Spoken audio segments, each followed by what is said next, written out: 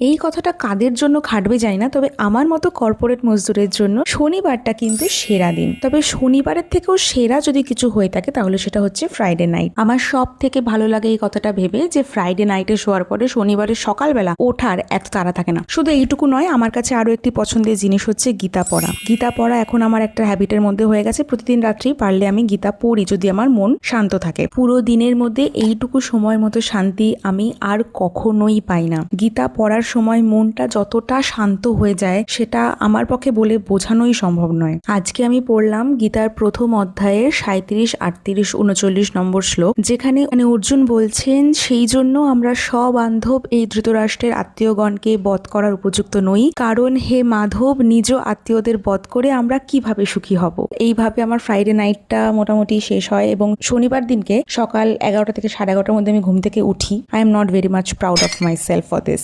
শনিবার দিনটা আমার কাছে খুবই পিসফুল। এই দিনটাকে আমি একটু স্লোই করার চেষ্টা করি, কারণ আমি জানি পরের দিনকেই আমাকে আবার অফিসে ঝাঁপ দিতে হবে না। তো আমার কাছে এখনো আরো একটা ছুটির দিন রয়েছে, সেটা ভেবেই শনিবার দিনটা আমি খুবই স্লোলি কাটাই। একটুখানি বসে থাকি, নিজের মতন গান শুনি, বা কোনো সময় পেন্টিংও করি। এখন একটু কাজের চাপে অনেক দিনই আমার এরকম কালারিং পেজ বানানো হয়নি, তো আমি আজকে একটু কালারিং পেজ, মানে একটা পেজ ডাউনলোড করে সেটাকে একটু কালার করছিলাম সকালবেলা। সেটা করে সেটা একটু খুবই একটা therapeutic process. For a change Saturday আমি ব্রেকফাস্টও করি, যেটা অন্যান্য দিন করার আমি একদমই সময় পাই না, but it's not obviously recommendable. Breakfast skip করা একদমই উচিত নয়, বাট আমার কিছু করার থাকে না। সো আজকের ব্রেকফাস্টে চা বিস্কুট ছিল আর তার সাথে ছিল tadka, which was yum. I guess প্রত্যেকের বাড়িতে এরকম একটা জায়গা থাকে যেখানে সমস্ত ঘরের জিনিসপত্র আমরা যেখানে ছুটে ফেলে দিই। তো আমার ঘরে এরকম একটা জায়গা রয়েছে যেটা আজকে আমাকে পরিষ্কার করতে বলা হয়েছে। তো পরিষ্কার করার আগে আমি নিজেকে খুব টায়ার্ড ফিল করছিলাম বলে মা আমাকে আমপান্না এনে দিল, এবং এরপর I am suppose to clean that bench. আমাদের প্রত্যেকের বাড়িতে এরকম একটা জায়গা থাকে যেখানে আমরা হাতের সামনে যা পাই সেই জিনিসটা ঠুসে দিই বেসিক্যালি। তো আমার বাড়িতেও সেই জিনিসটা তোমাদেরকে আমি দেখালাম। এবার ওই জায়গাটা আমাকে পরিষ্কার করতে হবে। তো শনিবার সকালে অনেকক্ষণ ল্যাদ খাওয়ার পরে এখন আমি আমার ওই টেবিলটা পরিষ্কার করব। তো শুরু করব সবার প্রথম এইটা দিয়ে। লেটস স্টার্ট সাফ সাফাই।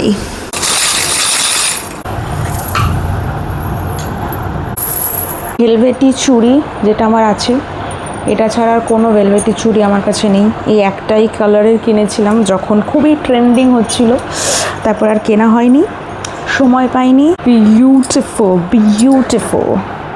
This mehndi green colour is amazing. Green বাক্সটা এবার আটকাবে কিনা দেখি, হোপফুলি। ভাই আটকে যাও, চাপ ধরে না। বাইরে ঝড় হচ্ছে, ঝড় স্টার্ট হয়ে গেছে মনে হয়, দেখাচ্ছি। আটকে গেছে। এবার পার্ট 2 অফ গুছানো এই টেবিলটা, যেটা গোছানো শুরু করার আগে আমার একদম আলাদা লেভেলের অ্যাংজাইটি হচ্ছে। সো লেটস সি কী দরকারি জিনিস এবং অদরকারি জিনিস বেরোয়। মোস্ট অফ দ্য জিনিসই অদরকারি হবে, বাট আমার মনে হয় এখানে কিছু আমার নস্টালজিক জিনিসও আছে যেটা আমি খুঁজে পাবো। আর এইগুলো হচ্ছে এমন একটা জায়গা যেখানে জুতো সেলাই থেকে চণ্ডীপাঠের সমস্ত জিনিসপত্র এখানে পাওয়া যাবে। এগুলো হচ্ছে এমন একটা কর্নার অফ দ্য রুম। এই স্টোরেজটা খালি করে রাখা হবে এর মধ্যে। স্টিকি নোটস, যেটার কোনো দরকার এই মুহূর্তে নেই।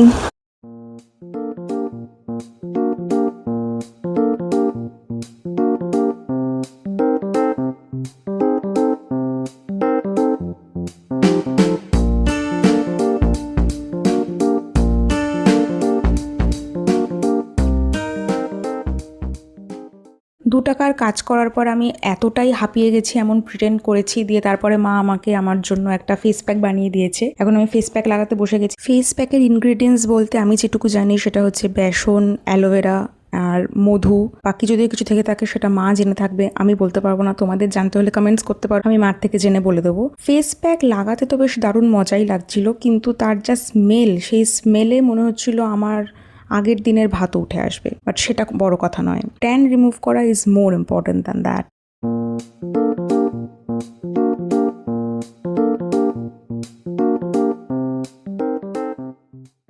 সে যতই ফেস প্যাক লাগায় না কেন, ভেতরের ময়লা কি করে পরিষ্কার হবে? ভেতরের ময়লা হাউ?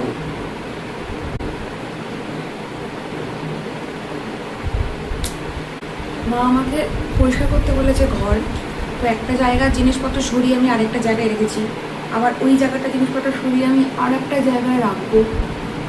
মানে এটা তো কন্টিনিউয়াস প্রসেস। পরিষ্কারটা তাহলে কী হবে? আর একটা কথা,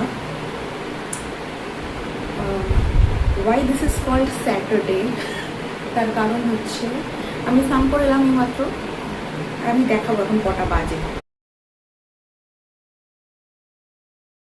স্যাটারডে ইজ স্যাটারডেইং গাইজ। এখন লাঞ্চ করেছি 5টায়, না 5:30টায়। লাঞ্চ কখন করলাম? 5:30টায়।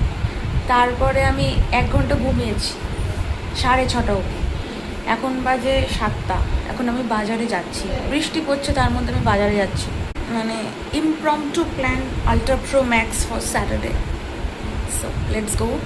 আর বাজারে যাব আমি, বাজারে যাওয়ার একটা ব্যাপার হচ্ছে, আর এখানে প্রিয়া থাকবে না। গন্ধ পেয়ে চলে আসে, গন্ধ পেয়ে চলে আসে, বাজারে যাওয়ার গন্ধ পেয়েছে, চলে এসেছে। আমি মোটেও তোকে ফোন করে ডাকিনি, তুই মুকুটি এসেছিস। মায়ের একটাই জামা আছে, যখনই যায় তখনই এই জামাটাই পরে যায়। আমারও, হ্যাঁ, এবং তোরও। আর নিজে আজকে পাল্টেছে দেখে এখন এসব বলছি। সে একটু ভদ্রভাবে সেজে গুজে বাজারে যায়। এখানে এরা সারা জীবন ধরে একটাই জামা পরলো, আর এদের বলবে জামা নেই। 7টার থেকে রেডি হয়ে বসে আমরা 8:30টার সময় বেরোতে পেরেছি, কারণ কারণ কারণ এই মেয়েটি অনেক দেরি করেছে, তাই তো? আমি অনেক আগে চলে এসেছি, দেখাই যাচ্ছে না তোকে।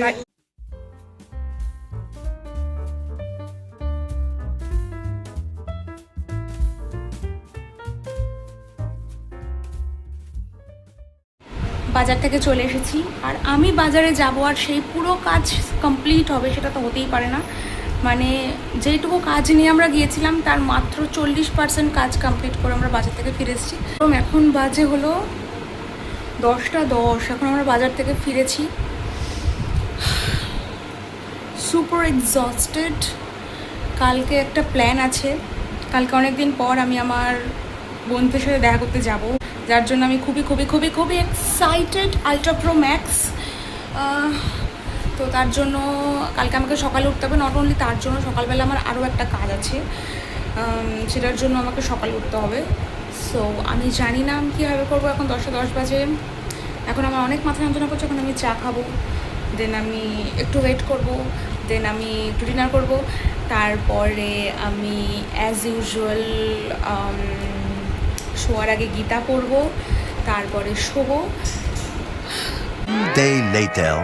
Today is the next day, Sunday. আজকে আমি আর আমার ভাই যাচ্ছি আমার বন্ধুদের সাথে দেখা করতে। আমার বন্ধু ইকুয়াল টু আমার ভাইয়ের বন্ধু, because they are family friends. আর দেখো রবিবারে রাস্তাঘাট কতটা ফাঁকা, অনলি রাস্তাই ফাঁকা, রেস্টুরেন্টে অনেক ভিড় ছিল। আমি কিটক্যাট খেতে ভালোবাসি বলে ওরা আমার জন্য 1 বাক্স কিটক্যাট নিয়ে এসেছিল। আমরা সবাই মিলে সেদিনকে গিয়েছিলাম বাবু কালচার এবং জমিয়ে খাওয়া দাওয়া করলাম। কিন্তু এত খাওয়া দাওয়া করার পরেও বাড়ি ফেরার সময় একটা কোকের ক্যান না কিনলে আমার তো আবার হজম হবে না।